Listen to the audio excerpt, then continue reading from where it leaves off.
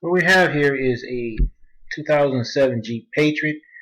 We put the transmission in and the customer brought it back. Reason is that when we put the transmission in, the engine oil pan was rusty, so we told them to have it changed, and they had it changed at another shop, but they developed a leak and the shop told them that it was coming from the rear main, so they wanted us to check it out.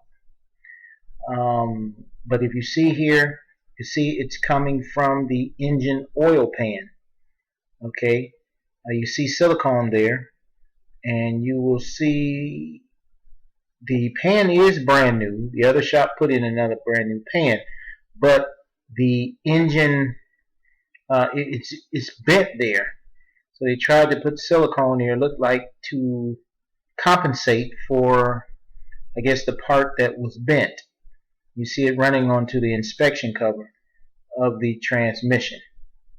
Okay, so we're doing this inspection for the owner.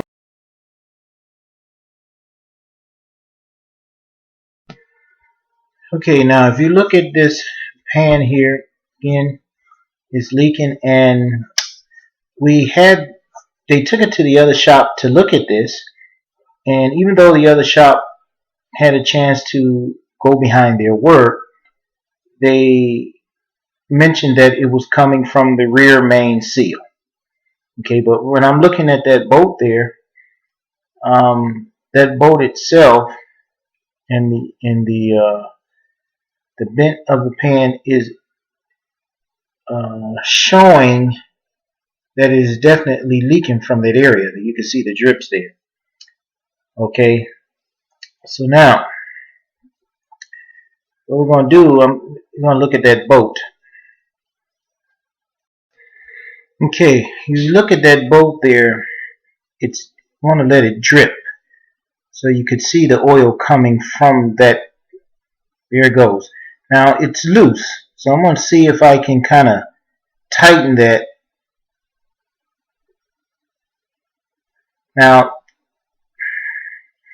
I was going to tighten that up a bit, but that bolt is already kind of tight, even though it is loose. It's not tight against the pan.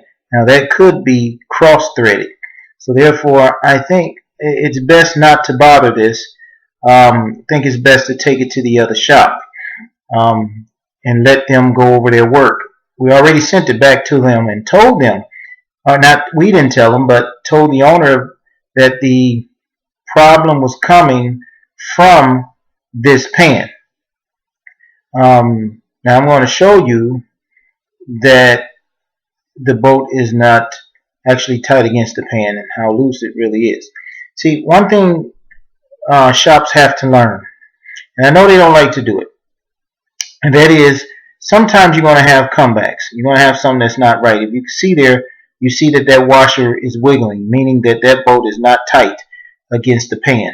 Okay, so you got a bent pan and you have a bolt that's not tight against the pan. Okay, furthermore, silicone that's on there trying to compensate for all of that.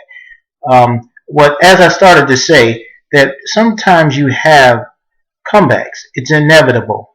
You don't want to do the work over again. No, you don't. The only thing you can do is try to make your comebacks small. But I guess in the industry, if you can reduce your comebacks to 10%, then you're doing very, very well. But you will get comebacks. There is no ifs, ands, or buts. In some of it will not be your fault, which you will see. I have a video of a torque converter that blew up, and boy, am I mad! It blew up and destroyed the rebuilt transmission. Okay, but guess what? Because it was under warranty, I had to do that transmission over again. Okay, I did get some of the parts warranty, but that does not have anything to do with the labor and some of the other parts that I had to buy. Okay, so alright, this video is sent out, so the owner, they wanted to be able to prove that it was leaking from the oil pan and not the rear main seal. So this is the reason why I made this video for them.